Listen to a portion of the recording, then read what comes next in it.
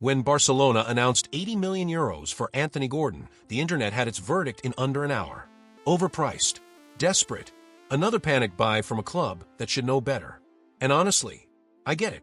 Because on paper, if you only look at the paper, Gordon finished the 2025-26 Premier League season with 6 goals and 2 assists. That's it. For a winger at one of England's biggest clubs. In a year where Barcelona are paying him like a Ballon d'Or contender. But here is the question nobody asked. The one that actually matters. What was Barcelona actually buying? Because I don't think they were buying last season's numbers. I think they were buying something the entire football world had been systematically getting wrong for 3 years. And that difference, that gap between what the world saw and what Barca saw, is exactly why €80 million wasn't the story. The mispricing was. Anthony Gordon is 25 years old. Born in Kirkdale, one of the most working-class corners of Liverpool, a city where football isn't a hobby, it's a religion. He grew up a Liverpool supporter, in family of Liverpool supporters. His dad Keith would come home from work and spend hours kicking a ball around with him in the street. His mum Nadine drove him to every single training session. He was released by Liverpool's academy when he was 11 years old. Too small, too slight. One report at the time said he was simply too bony to make it. What happened next is what separates the players who quit from the players who become dangerous. An Everton scout saw him play for a Sunday League team and offered him a second chance. Gordon took it. And here is something most people don't know. Even through the youth academies, Gordon was consistently playing 1 or 2 age groups above his own. Bigger, older, stronger players, and he was already ahead of them. I don't know why, he said in an interview years later, but I always had an underlying confidence that I would play in the Premier League. I couldn't tell you why. I just always knew somehow. That belief, planted in a rejected 11-year-old from a Liverpool street, is the thread that runs through this entire story.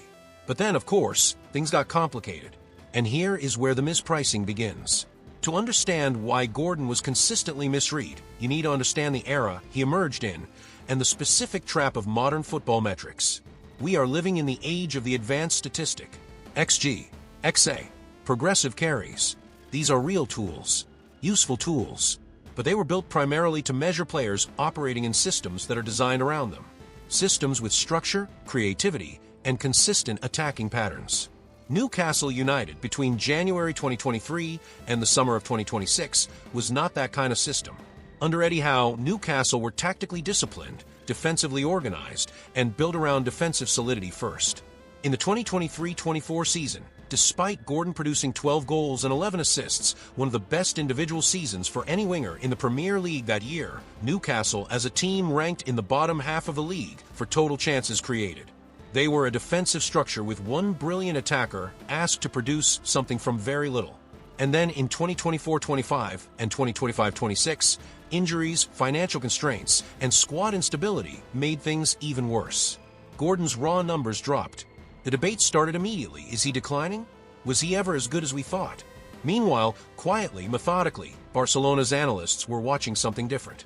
Not the goals column, not the assist tally. Something that basic statistics have never been great at capturing. What a player does without the ball. After Everton took Gordon in at 11, he spent the next 6 years working his way through one of the more difficult academy environments in England. Everton were not Manchester City. They were not Chelsea with endless resources and a pipeline into elite football.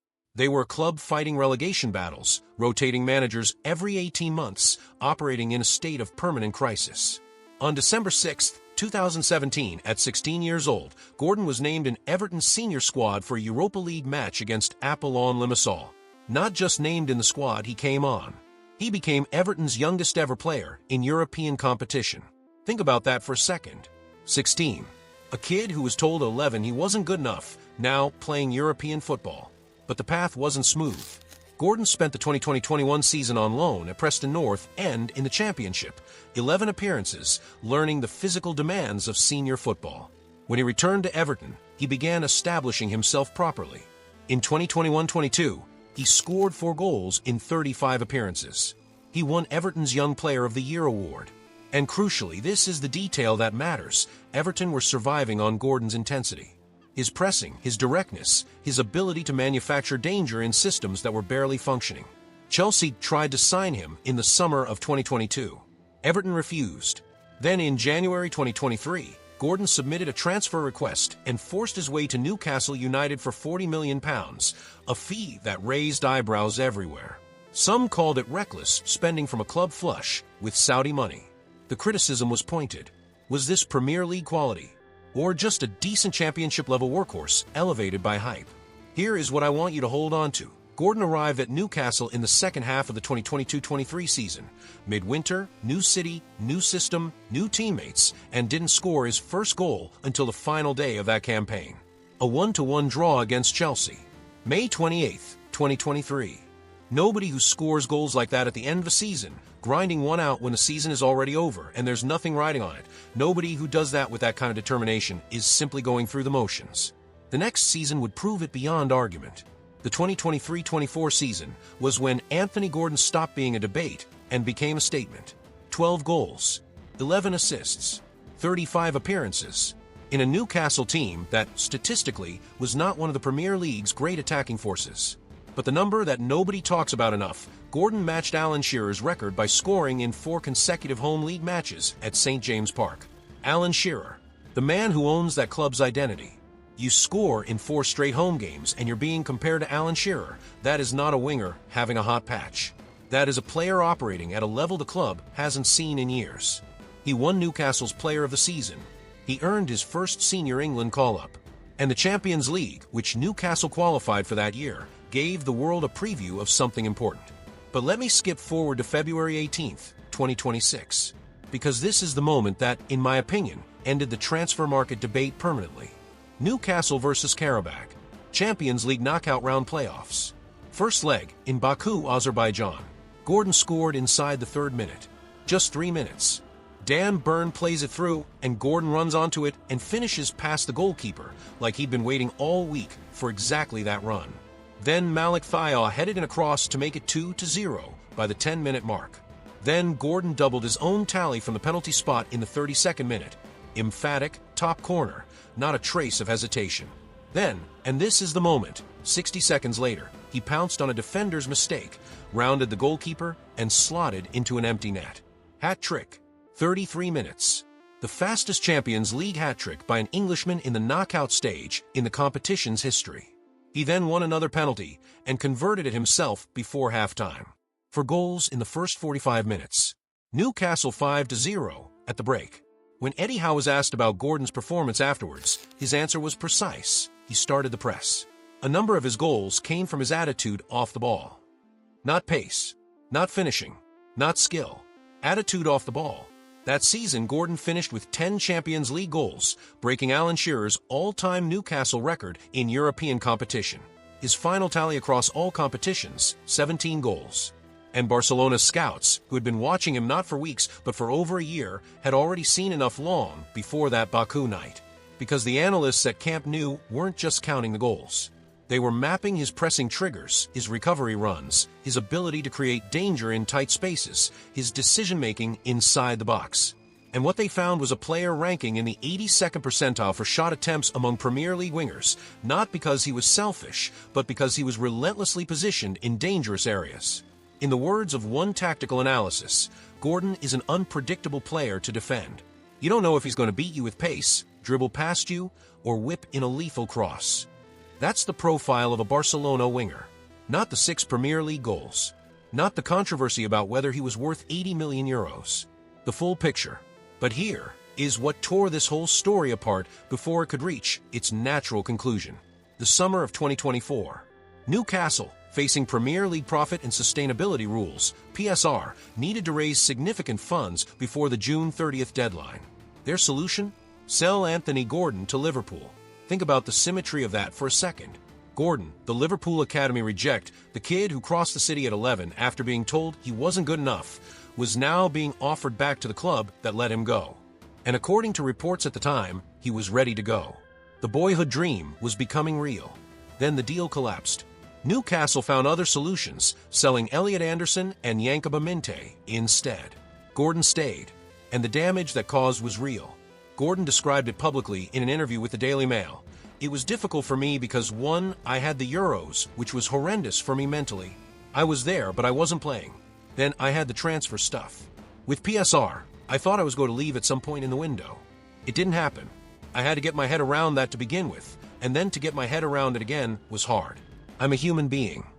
That is not an athlete making excuses. That is a 23-year-old describing the psychological cost of being treated as a financial instrument rather than a person.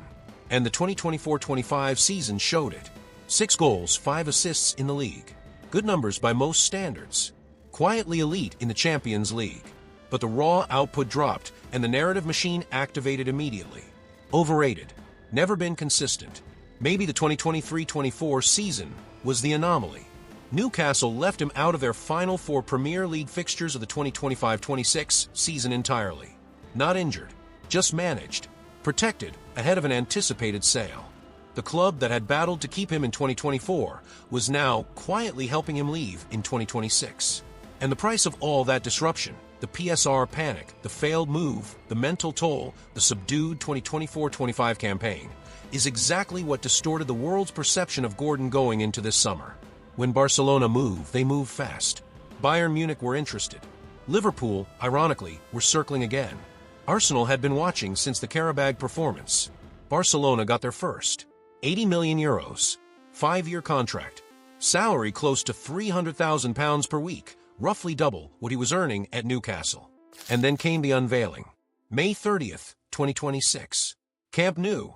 The journalists expected the usual, a nervous English footballer reading phonetic Spanish from a cue card, making the crowd politely clap. What they got was Gordon standing at the podium and answering questions in fluent Spanish, not perfectly but genuinely, warmly, like someone who'd been preparing for this room for years. Because he had been. I wanted to speak Spanish because as a kid I believed I would play for Barca, believe it or not, he told reporters. I had a physio at Newcastle and we spoke Spanish every day. I told him one day, I'll play for Barca. That's why I speak some. He was 3 years old, he said, when he first became excited about Barcelona. A kid from Kirkdale, released by Liverpool's academy for being too small, told by the world's metrics he was inconsistent, stood at the Camp Nou podium speaking a language he'd been quietly learning for years because he always knew, somehow, that he belonged there. The €80 million wasn't Barcelona buying a winger who had 6 Premier League goals last season. It was Barcelona paying the price that the world's misreading of Anthony Gordon had created. And when you understand that, when you understand what they were actually buying, the fee doesn't look expensive at all. There is a lesson in this story that goes beyond football. Anthony Gordon spent 3 years at a club that loved him and limited him at the same time. Not out of malice, Newcastle used what they had, and Gordon delivered for them. But a player built for relentless pressure, movement, and creativity was operating in a system that rationed those qualities rather than amplified them. Barcelona saw the player that the Newcastle system was partially hiding. And they paid the price that the market's confusion, not Gordon's value, had inflated. He left Newcastle with 1 trophy, the 2024-25 EFL Cup. He left wanting much more. At Camp Nou, playing alongside Lamine Yamal, with Hansi Flick building something that looked genuinely exciting, Gordon finally has a system that might be built around what makes him dangerous, rather than despite it. He was always elite. He was just playing in the wrong frame. I'd love to know what you think. Was €80 million justified? Or does Barcelona still have a case to answer? Tell me in the comments.